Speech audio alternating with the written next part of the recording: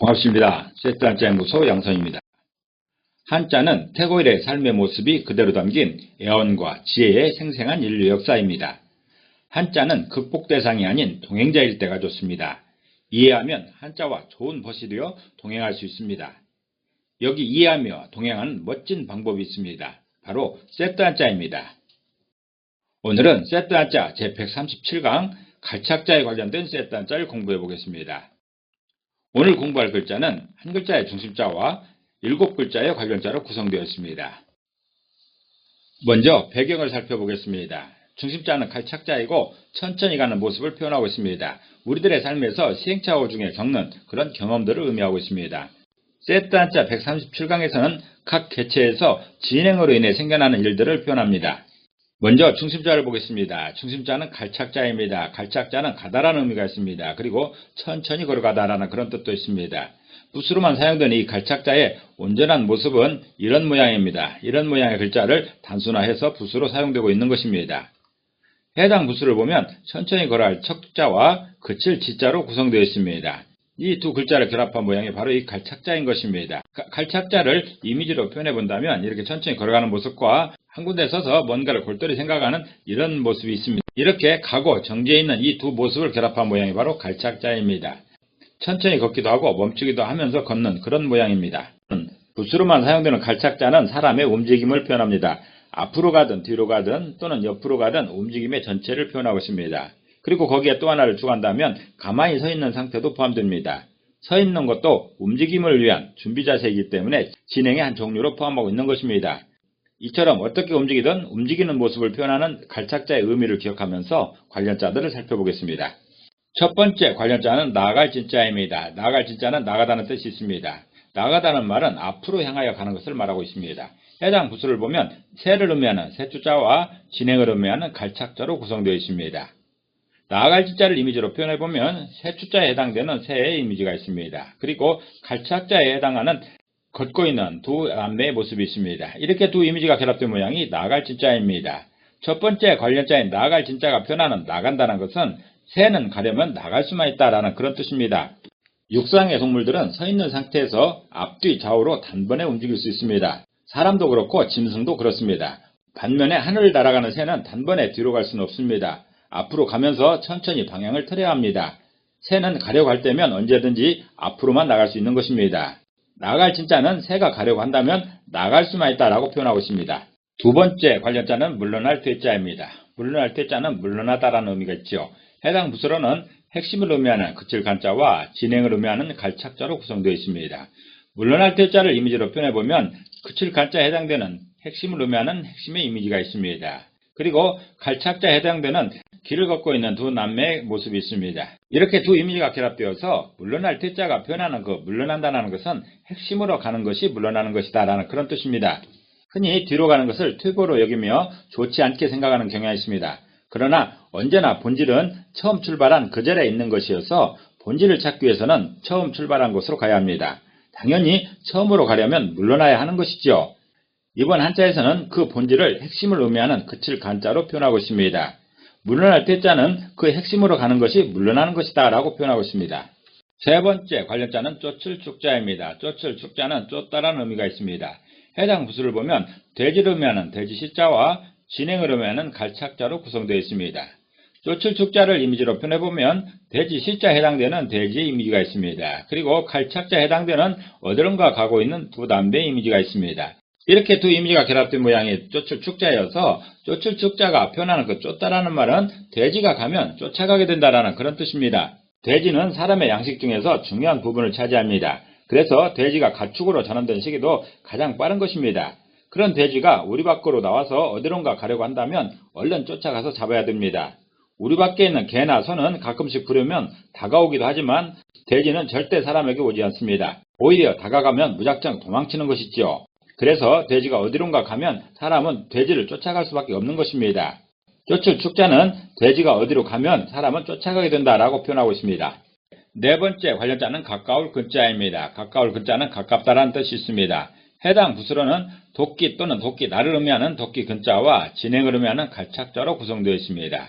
가까울 근자를 이미지로 표현해보면 도끼 근자에 해당하는 도끼의 이미지가 있습니다. 그리고 칼착자에 해당되는 어디론가 가고 있는 두 남매의 모습이 있습니다. 이렇게 두 이미지가 결합된 모양이 가까울 근자여서 가까울 근자가 표현하는 그 가깝다라는 것은 도끼날이 가는 거리는 가깝다라는 그런 뜻입니다. 가깝다, 너무 가깝다, 멀다, 너무 멀다 등 거리를 나타내는 단어들이 있습니다. 그런데 어느 정도가 멀고 어느 정도가 가까운 것일까요? 한자에서는 그 가까운 곳의 기준이 도끼날이 떨어진 정도라고 표현하고 있습니다.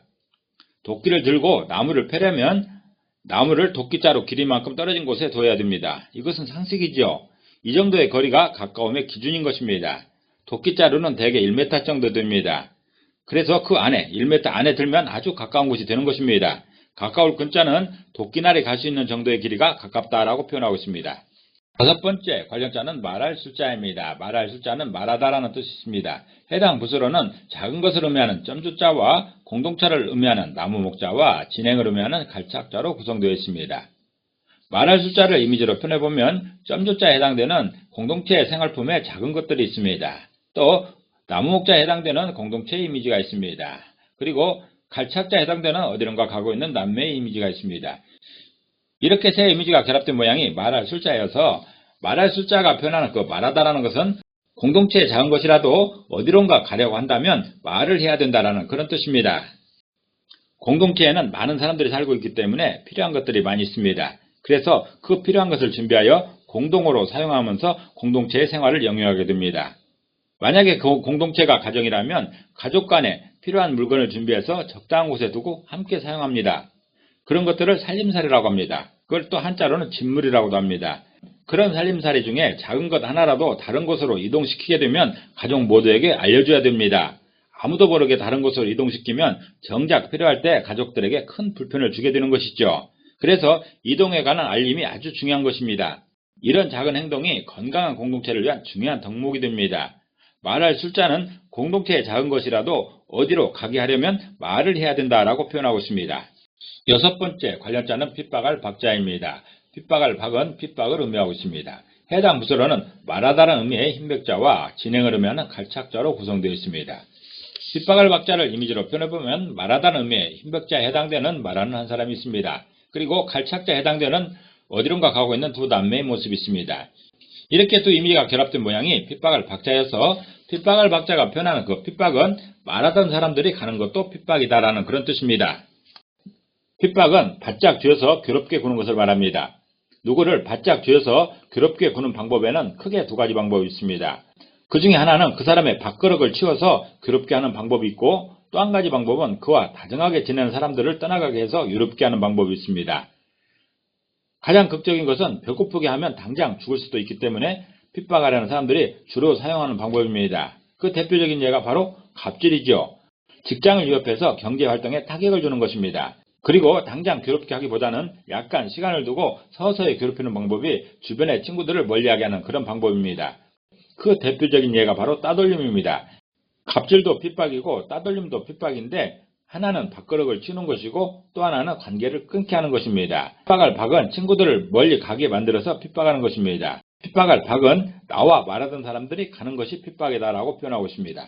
일곱 번째 관련자는 혼미할 미자입니다. 혼미할 미자는 혼미하다라는 뜻이 있습니다. 해당 부서로는 식량을 의미하는 쌀미자와 가다라는 의미의 갈착자로 구성되어 있습니다. 혼미할 미자를 이미지로 표현해보면 쌀미자에 해당되는 쌀의 이미지가 있습니다. 그리고 갈착자에 해당되는 어디론가 가고 있는 두 남매의 이미지가 있습니다. 이렇게 두 이미지가 결합된 모양이 혼미할 미자여서 혼미할 미자가 표현한 그 혼미하다라는 것은 식량이 가면 혼미하다라는 그런 뜻입니다. 외출을 했는데 지갑을 잃어버리면 당황하게 됩니다. 요즘에는 지갑의 기능을 스마트폰이 하고 있기 때문에 스마트폰을 잃어버리고 허둥지둥하는 모습을 쉽게 볼 수가 있습니다. 혼미하다라는 것은 정신이 흐리고 흐리멍텅한 것이어서 허둥지둥하며 어찌할 바 모르는 상태를 의미합니다. 많은 경우에서 혼미할 수 있지만 가장 대표적인 상황은 당장 먹을 것이 없어졌을 때입니다. 오랫동안 잘 다니던 직장에서 갑자기 해고 통보를 받고 그 충격에 힘들어하는 사람을 본 적이 있습니다.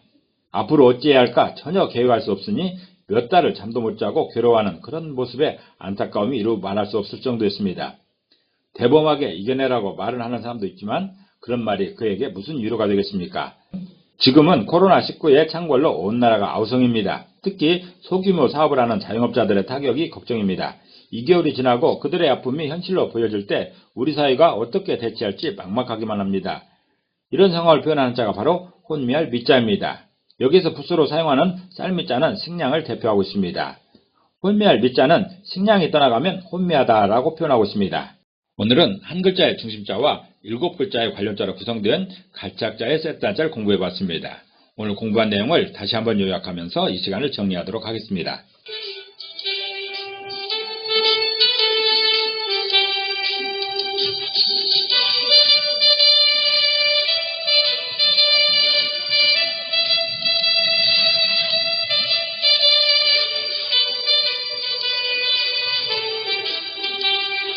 한자는 뜻글자입니다. 그래서 모든 한자에 한획 한획의 의미가 있습니다. 그렇지만 그 의미에 대단한 비밀이 있는 것은 아니고 우리들의 상식에 기반하고 있습니다. 우리들의 상식에 기반하여 이해하고 설명하는 한자 세트 한자였습니다. 감사합니다.